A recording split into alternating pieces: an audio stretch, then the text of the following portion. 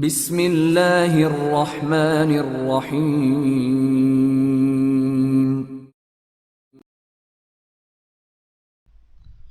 Dark world Imran series, مصنف Zaheer Ahmad. Joseph lawn میں نہایت بے چینی کے عالم میں ادھر ادھر ٹہل رہا تھا۔ اس کے چہرے پر سوچ اور تفکرات کے سائے لہرا رہے تھے۔ سوچ و تفکرات کے ساتھ اس کی آنکھوں میں غصہ بھی دکھائی دے رہا تھا۔ ٹہلتے ہوئے وہ بار بار مٹھیاں بھینچ رہا تھا، جیسے خیالوں ہی خیالوں میں وہ کسی کی گردن دبوچ رہا ہو۔ باس، کہاں ہو تم باس؟ جلدی آؤ، اس نے گیٹ کی طرف دیکھتے ہوئے بڑے بے چین سے انداز میں کہا۔ ابھی اس نے اتنا ہی کہا تھا کہ اسے گیٹ کے باہر کار رکنے کی آواز سنائی دی اور ساتھ ہی مخصوص انداز میں ہارن بجا اور جوزف کی آنکھوں میں چمک آ گئی۔ وہ تیزی سے گیٹ کی طرف لپکا۔ ہارن کی آواز عمران کی اسپورٹس کار کی تھی، اس لیے جوزف نے گیٹ کے قریب جاتے ہی گیٹ کھول دیا۔ گیٹ کھلتے ہی عمران کار لے کر اندر آیا۔ اس نے کار پورچ میں روکی اور کار کا انجن بند کر کے باہر آ گیا۔ جوزف نے گیٹ بند کیا اور مڑ کر تیز سے چلتا ہوا عمران کی طرف بڑھا۔ اچھا ہوا باس کہ تم آ گئے ہو، میں بے حد پریشان تھا، جوزف نے اس کے قریب آ کر کہا۔ تھا نہیں، کہو پریشان ہوں۔ تمہارے چہرے پر اب بھی پورے 12 بجے ہوئے ہیں، عمران نے اس کی طرف غور سے دیکھتے ہوئے کہا۔ یس باس، میں واقعی بے حد پریشان ہوں، جوزف نے کہا۔ اور یہ تمہاری حالت کیوں بگڑی ہوئی ہے؟ جو آنا تو یہاں نہیں ہے، پھر کس سے ہاتھ پائی کی ہے تم نے؟ عمران نے اس کے لباس پر گرد اور چہرے پر زخموں کے چھوٹے موٹے نشان دیکھتے ہوئے کہا، جو اسے سلیمان سے لڑتے ہوئے لگے تھے۔ یہ سب آپ کے چہیتے باورچی کا کیا دھرا ہے، جوزف نے منہ بنا کر کہا۔ سلیمان؟ کیا مطلب؟ سلیمان یہاں کیسے آ گیا؟ اور اوہ ایک منٹ، کیا تم یہ کہنا چاہتے ہو کہ تمہاری سلیمان سے ہاتھ پائی ہوئی ہے؟ عمران نے کہا، اس کے لہجے میں حیرت تھی۔ یس باس، مجھے مجبوراً سلیمان کا لہجہ لحاظ کرنا پڑا تھا، ورنہ آج اسے مجھ سے کوئی بچا نہیں سکتا تھا، جوزف نے کہا۔ عمران اب بھی حیرت بھری نظروں سے اس کی طرف کو دیکھ رہا تھا، جیسے اسے جوزف کی باتوں کا مطلب سمجھ نہ آ رہا ہو۔ لیکن سلیمان تو فلیٹ میں تھا اور اس کے پاس ایک بچہ، عمران نے کہا، اور پھر اچانک وہ بری طرح سے اچھل پڑا۔ بچے کا خیال آتے ہی اس کے ذہن میں یہ احساس اجاگر ہوا کہ اس کے پاس موجود بچہ کہیں سریا کا تو نہیں تھا۔ کیا ہوا؟ جوزف نے اسے اس طرح چونکتے دیکھا تو پوچھا۔ کچھ نہیں، کہاں ہے سلیمان؟ عمران نے سر چھٹکتے ہوئے پوچھا۔ وہ بے ہوش ہے، میں نے اسے کمرے میں بیڈ پر لٹا دیا ہے، وہ ایک ٹیکسی میں آیا تھا، ٹیکسی کا کرایہ میں نے ادا کیا تھا تاکہ وہ یہاں سے جا سکے، جوزف نے کہا۔ اوہ، اور بچہ؟ اس کے پاس ایک بچہ بھی تو تھا، عمران نے تیز لہجے میں کہا۔ نو باس، وہ یہاں کسی بچے کو ساتھ نہیں لایا تھا، اس کے ساتھ صرف دکوشا تھا، جوزف نے کہا۔ دکوشا؟ کون دکوشا؟ عمران نے حیرت بھرے لہجے میں کہا، اور جوزف نے اسے سلیمان کے یہاں آنے اور اس کے سر پر سوار دکوشا کے بارے میں تفصیل بتانا شروع کر دی۔ عمران حیرت سے اس کی باتیں سن رہا تھا اور وہ جوزف کی طرف ایسی نظروں سے دیکھ رہا تھا جیسے اسے یقین ہی نہ آ رہا ہو کہ گوشت کا اتنا بڑا پہاڑ سلیمان جیسے انسان سے اس قدر مار بھی کھا سکتا ہے۔ میری مجبوری تھی باس، سلیمان کی سلامتی کے لیے میں دکوشا سے صرف اپنا بچاؤ کر رہا تھا، میں نے اس پر بھرپور حملہ نہیں کیا تھا۔ اگر میں ایسا کرتا تو دکوشا تو فنا ہو جاتا، لیکن اس کے ساتھ سلیمان بھی مارا جاتا، جوزف نے عمران کی نظروں کا مفہوم سمجھ کر وضاحت کرتے ہوئے کہا۔ پھر بھی تم سلیمان جیسے خانسامہ سے مار کھا گئے، اس لیے میں حیرت سے اپنی جتنی بھی آنکھیں پھاڑوں کم ہے، عمران نے ایک طویل سانس لیتے ہوئے کہا۔ یہ تو کچھ بھی نہیں ہے باس، جو کچھ ہوا ہے اور آگے چل کر جو کچھ ہونے والا ہے اس کے بارے میں سن کر آپ کے واقعی ہوش اڑ جائیں گے، جوزف نے کہا۔ تم نے فون پر سریا کے بچے کی بھی بات کی تھی، عمران نے اس کی طرف غور سے دیکھتے ہوئے کہا۔ یس باس، آپ کی بہن کا بیٹا لاشاکا جنگل میں ہے، جوزف نے کہا۔ لاشاکا جنگل؟ عمران نے چونک کر کہا۔ یس باس، لاشاکا جنگل افریقہ کے انتہائی شمال میں ہے۔ سریا کے 2 دن کے بچے اور اسی جیسے 2 اور بچوں کو ماورائی طاقتیں دھواں بنا کر لاشاکا جنگل میں لے کر گئی ہیں تاکہ ان کی بھینٹ دے کر شیطان کے کالے بت کو جگایا جا سکے۔ آپ نے اپنی بہن کے ہاتھوں پر دھوئیں کے سیاہ نشان ضرور دیکھے ہوں گے۔ بچہ آپ کی بہن کے ہاتھوں سے دھواں بن کر غائب ہوا تھا، اس لیے دھوئیں کے نشان آپ کی بہن کے ہاتھوں پر آ گئے ہیں، جوزف نے کہا، اور عمران کا بری طرح سے اچھل پڑا۔ بھینٹ؟ کیسی بھینٹ؟ عمران کے منہ سے گھبراہٹ زدہ آواز نکلی۔ یس باس، میں سچ کہہ رہا ہوں، لاشاکا جنگل کے قبیلے کا سردار تابوش اور اس کی بڑی طاقت موقات ان بچوں کو ذبح کر کے ہزاروں سالوں سے سوئے ہوئے کالے بتوں کو جگانا چاہتے ہیں۔ ان تینوں بچوں کی زندگیاں خطرے میں ہیں باس، شدید خطرے میں، اور باس اگر وہ اپنے مقصد میں کامیاب ہو گئے تو غضب ہو جائے گا۔ سردار تابوش، اس کا قبیلہ اور موقات شیطان کے پیروکار ہیں۔ وہ تاریک دنیا کے باسی ہیں۔ شیطان نے ان پر پابندیاں لگا رکھی ہیں کہ وہ کسی بھی حالت میں ان تاریک جنگلوں سے نکل کر روشنی میں نہیں جا سکتے۔ لاشاکا جنگل، جسے تاریک دنیا کا جنگل کہا جاتا ہے، وہاں روشنی کی ایک کرن تک نہیں پہنچتی، اور اگر وہاں روشنی ہو جائے تو اس سے سردار تابوش اور اس کے قبیلے والے موت کا شکار ہو جاتے ہیں۔ روشنی کی معمولی سی کرن بھی انہیں جلا کر راکھ کر سکتی ہے، اس لیے تابوش اور اس کے قبیلے والے جنگل کے تاریک حصوں سے باہر نہیں نکلتے۔ تاریک دنیا کے تاریک جنگل پر تابوش کی حکمرانی ہے۔ وہ شیطان کا پجاری ہے۔ شیطان نے اسے بے شمار شیطانی طاقتیں بھی دے رکھی ہیں۔ ان شیطانی طاقتوں کے بل بوتے پر وہ تاریک دنیا پر حکمرانی کر رہا ہے۔ تاریک دنیا کے باسی اسی کے محکوم ہیں، یہاں تک کہ تاریک دنیا کے تاریک جنگل کے جانور، پرندے اور حشرات الارض تک اس کے تابع ہیں۔ تاریک دنیا کے باسی تابوش سے بے حد ڈرتے ہیں۔ تابوش اپنی ماورائی طاقتوں کے ذریعے کئی بار اس جنگل سے نکلنے کی کوشش کر چکا ہے، لیکن روشنی اس کے لیے ایک خوفناک عذاب بن جاتی ہے، اس لیے وہ روشنی کے ڈر سے فوراً تاریکی میں بھاگ جاتا ہے۔ تابوش تاریک دنیا کے ساتھ ساتھ روشن دنیا پر بھی قبضہ کرنا چاہتا ہے۔ وہ اپنے مقصد میں تبھی کامیاب ہو سکتا ہے جب اسے تاریکی سے نجات مل جائے اور روشنی اسے کوئی نقصان نہ پہنچائے۔ تابوش کا شیطان سے براہ راست رابطہ ہے۔ اپنے عزائم پورے کرنے کے لیے اس نے شیطان کی بہت منتیں کی تھیں۔ پہلے تو اس کی بات نہیں مانی گئی، لیکن جب تابوش کا عزم دیکھا گیا تو اس سے کہا گیا کہ وہ جنگل میں جس کالے بت کی پوجا کرتا ہے، اس بت کے قدموں میں 3 ایسے بچوں کی بھینٹ دے جو ایک ہی دن، ایک ہی وقت اور ایک ہی ساعت میں پیدا ہوئے ہوں۔ وہ بچے دنیا کے کسی بھی حصے میں کیوں نہ پیدا ہوئے ہوں، لیکن ان تینوں کی نشانی مشترک ہونی چاہیے۔ شیطان کے کہنے کے مطابق ان تینوں بچوں کے دائیں پیروں کے تلووں پر سرخ رنگ کا تل ہونا ضروری ہے۔ تابوش سے کہا گیا کہ وہ جیسے ان تینوں معصوم بچوں کو اس بت کے پیروں میں گملوگی ماگی خنجر سے ذبح کرے گا، سیاہ بت جاگ جائے گا اور وہ بت اسے تاریکی سے باہر جانے کے راستے بتا دے گا۔ ان راستوں پر موجود روشنی نہ اسے کوئی نقصان پہنچائے گی اور نہ اس کے قبیلے کا کوئی وحشی جل کر راکھ ہوگا۔ جب انہیں روشنی میں جانے کے راستے مل جائیں گے تو وہ دنیا کے کسی بھی حصے میں جا کر روشنی کے نمائندوں کو ختم کر سکتے ہیں۔ ان میں اتنی طاقت ہوگی کہ کوئی بھی ان کا مقابلہ نہیں کر سکے گا، اور وہ رفتہ رفتہ روشنی کی دنیا کے نمائندوں کا نام و نشان مٹا دیں گے، اور پھر ان کا ساری دنیا پر قبضہ ہو جائے گا۔ جوزف رکے بغیر بولتا چلا گیا۔ عمران خاموشی سے اس کی بات سن رہا تھا۔ اس کے چہرے پر سنجیدگی کے بادل تیر رہے تھے۔ اوہ، اس کا مطلب ہے کہ سریا کے بچے کے دائیں پیر کے نیچے سرخ تل ہے۔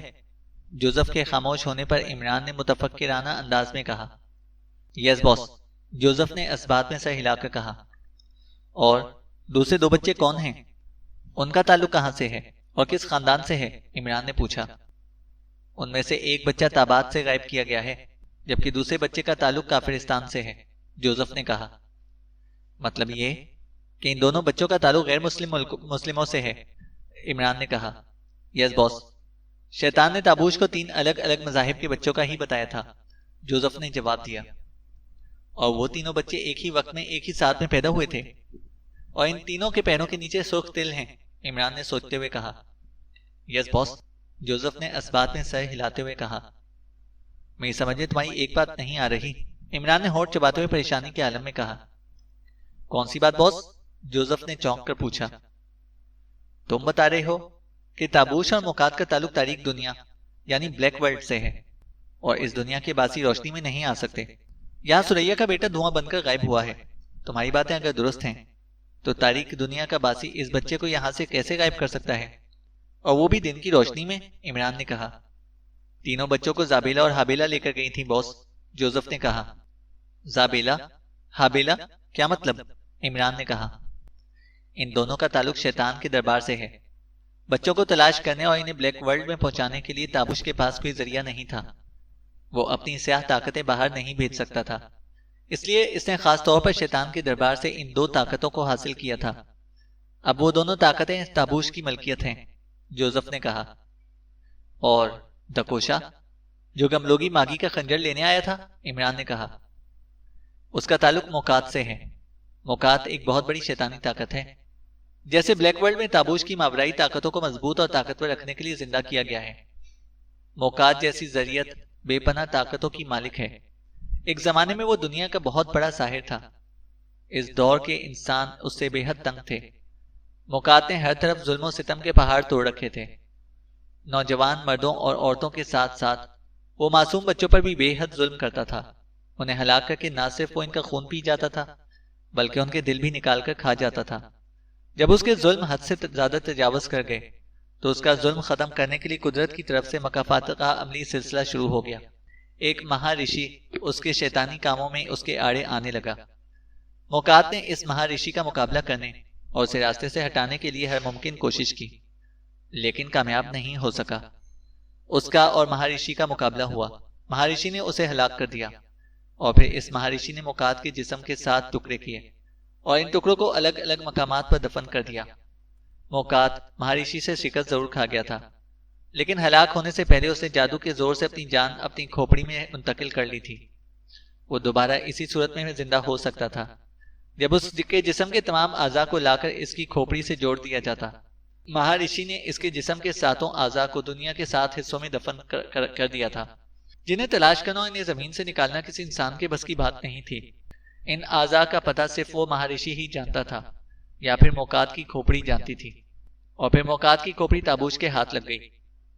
وہ کھوپڑی لاشاکا کے تاریک جنگل کے ایک پرانے کھنڈر میں دفن کی گئی تھی۔ اس کھوپڑی کے بارے میں تابوش کو بھی شیطان ہی نے بتایا تھا۔ تابوش نے کھنڈرات سے وہ کھوپڑی نکالی تو موقات نے اسے بتایا کہ اس کے جسم کے باقی اعضاء دنیا میں کہاں کہاں دفن ہیں اور انہیں وہاں سے کیسے نکالا جا سکتا ہے۔ موقات کے جسم کے اعضاء جو کہ دنیا کے مختلف حصوں میں تھے اور تابوش انہیں خود نکالنے کے لیے نہیں جا سکتا تھا، اس لیے اس نے ان اعضاء کو بھی اکٹھا کرنے کے لیے زابیلا اور حابیلا کا ہی سہارا دیا تھا۔ اعضاء اکٹھے کر کے تابوش نے انہیں جوڑ دیا، جس سے موقات زندہ ہو گیا۔ وہ اب ایک کھنڈر میں رہتا ہے۔ اس کی طاقتیں استعمال کرنے کے لیے اور اس سے مدد لینے کے لیے تابوش اسے جانوروں اور انسانوں کا خون پلاتا ہے۔ جوزف نے کہا، عجیب بات ہے، شیطان اپنے معاملات سلجھانے کے لیے برائیوں، ظلم اور بربریت ہی کے راستے تلاش کرتے ہیں۔ عمران نے منہ بنا کر کہا، شیطانوں کا یہی کام ہوتا ہے باس، اپنے مفاد کے لیے وہ کچھ بھی کر سکتے ہیں۔ جوزف نے کہا، 3 بچے ان تک پہنچ چکے ہیں، انہوں نے تم سے گملوگی ماگی کا خنجر بھی حاصل کر لیا ہے۔ اب تو ان شیطانوں کا سارا مسئلہ حل ہو گیا ہوگا۔ اب تک ان بچوں کو کالے بت کے سامنے ذبح کر کے وہ اپنا مقصد بھی حاصل کر چکے ہوں گے۔ عمران نے ہونٹ چباتے ہوئے کہا، نو باس، ابھی 3 بچے زندہ ہیں۔ جوزف نے کہا، اوہ ویری گڈ، کیا ہم انہیں وہاں سے واپس لا سکتے ہیں؟ عمران نے پوچھا۔ یس باس، وہ ان 3 بچوں کو سرخ چاند رات میں ہلاک کریں گے، اس سے پہلے نہیں۔ جب تک سرخ چاند کی رات نہیں آئے گی انہیں بچوں کی نگہداشت بھی کرنی پڑے گی اور انہیں ہر تکلیف سے بھی دور رکھنا ہوگا۔ جوزف نے کہا، سرخ چاند رات کیا مطلب؟ عمران نے پوچھا۔ ہر 7 سالوں بعد افریقہ میں ایک ایسی رات آتی ہے جب اس طرف نظر آنے والا چاند سرخ ہوتا ہے، اور قبائلی اس رات کو دیوتاؤں کی رات کہتے ہیں۔ قبائلی یہ سمجھتے ہیں کہ اس رات رحمت کا دیوتا چاند پر سوار ہوتا ہے۔ اگر اسے خون کی بھیंٹ دی جائے، اور وہ بھی خاص طور پر نومولود بچوں کی بھینٹ جن کے جسموں کے کسی بھی حصے پر سرخ تل ہو، تو دیوتا خوش ہو جاتا ہے اور ان کی ہر مراد پوری کر دیتا ہے۔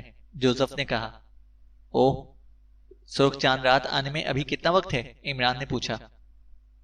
سرخ چاند رات 1 ماہ اور 8 دنوں کے بعد آئے گی، جوزف نے کہا، اور عمران کے چہرے پر قدرے سکون آ گیا۔ گڈ، اس کا مطلب ہے کہ ہمارے پاس ابھی وقت ہے، ہم وہاں جا کر ان معصوم بچوں کو بچا سکتے ہیں۔ عمران نے سوچتے ہوئے کہا، یس باس، اسی لیے تو میں نے تمہیں یہاں پر بلایا ہے، اور میں آپ کو ایک اور بات بھی بتانا چاہتا ہوں۔ جوزف نے کہا، بولو، میں سن رہا ہوں۔ عمران نے کہا، ہمیں لاشاکر جنگل میں جا کر تابوش اور موقات سے بچوں کو بچانا بھی ہے اور ان کا خاتمہ بھی کرنا ہے۔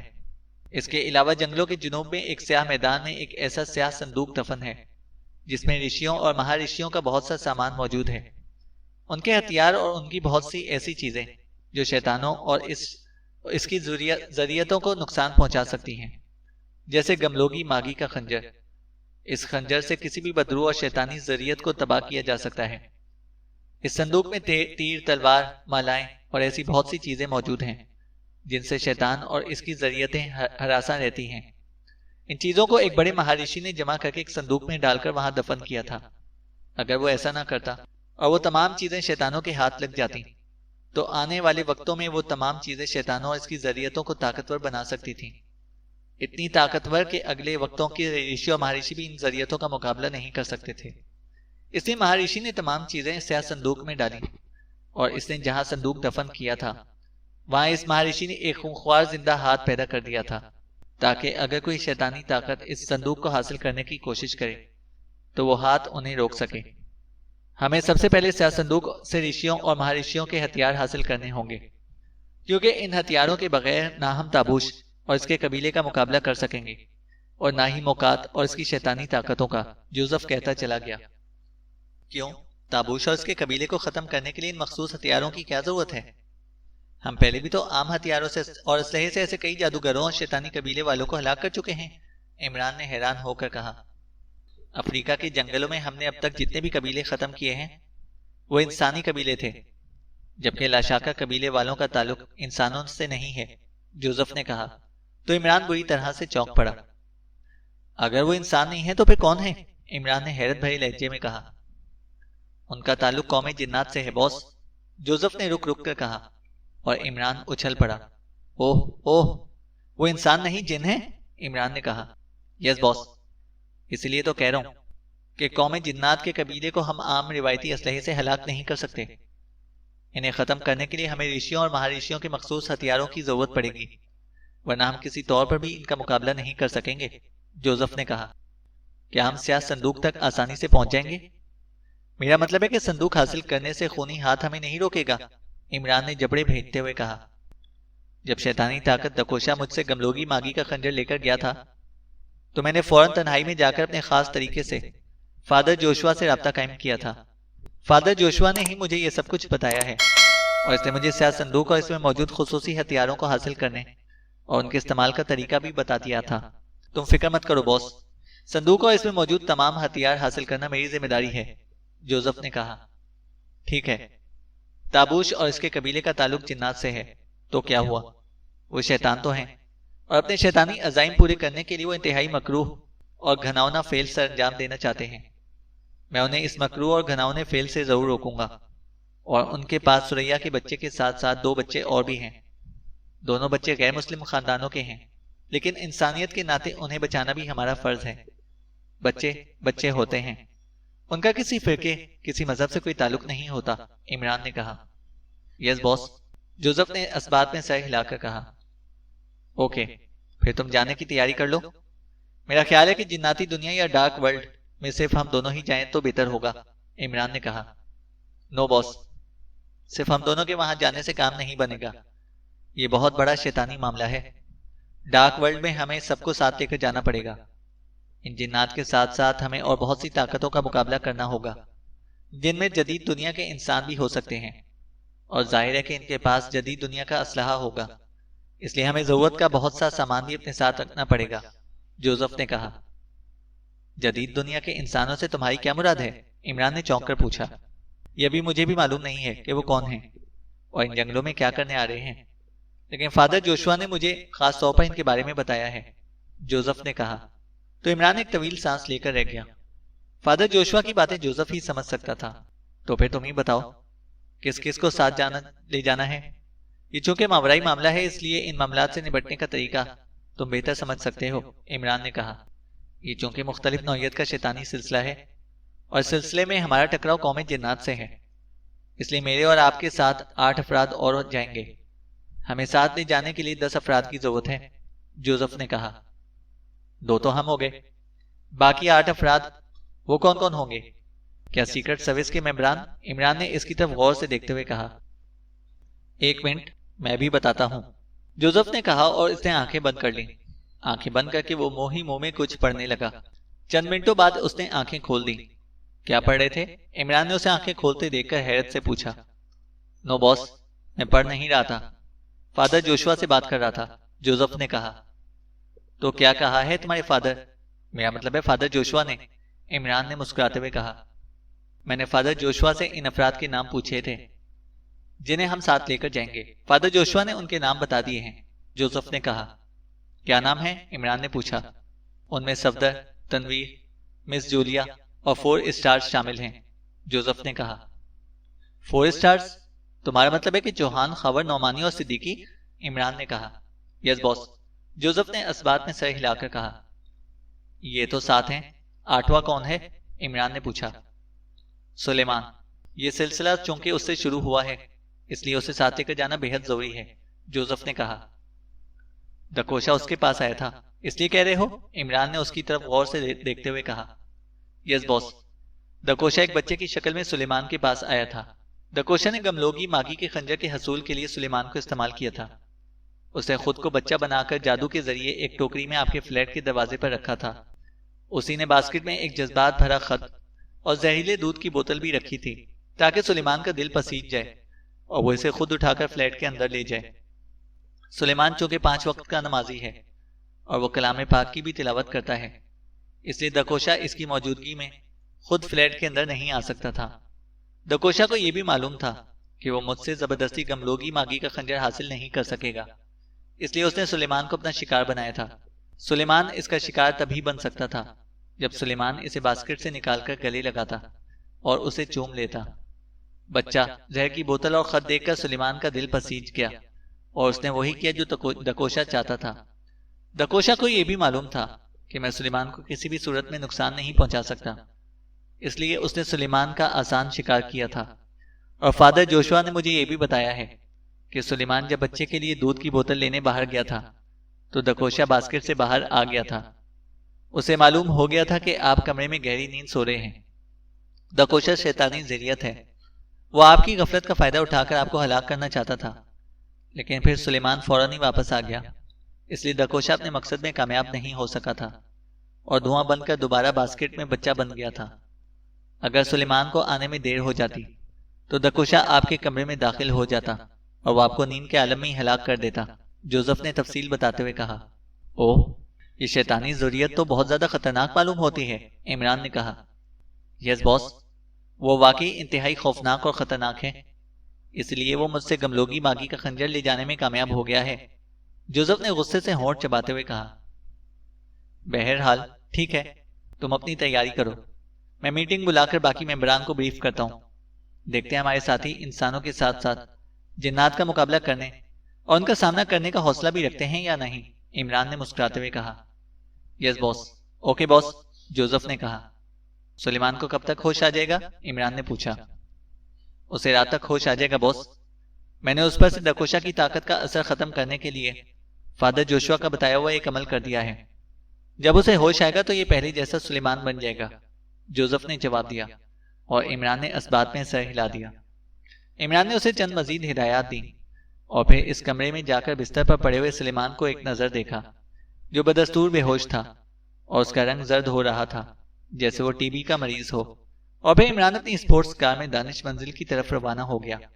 وہ آسانی سے کسی ماورائی معاملے میں ہاتھ ڈالنے کے لیے تیار نہیں ہوتا تھا، لیکن چونکہ ایک تو سریا کا بچہ ماورائی طاقتیں اغوا کر کے لے گئی تھی اور دوسرے وہاں جناتی قبیلہ آنے والے وقتوں میں انسانیت کے خلاف کام کرنے والا تھا، اس لیے عمران نے فوری طور پر جوزف کی باتوں پر عمل کرنے کا پروگرام بنا لیا تھا تاکہ وہ جلد سے جلد سریا کے بیٹے کو لا کر سریا کے حوالے کر سکے، جو اپنے بیٹے کی جدائی کے غم سے نڈھال اور بے ہوش تھی۔ رانا ہاؤس سے نکلتے ہی عمران نے کار دانش منزل کی طرف دوڑانا شروع کر دی تاکہ بلیک زیرو کو صحیح صورتحال سے آگاہ کر کے وہ ممبران کو کال کر کے وہاں پر بلا سکے اور انہیں جنگل مشن پر بریفنگ دے سکے۔ چینل کو سبسکرائب کریں اور بیل آئیکن کو پریس کریں تاکہ ہماری ہر اپڈیٹ آپ کو بر وقت مل سکے۔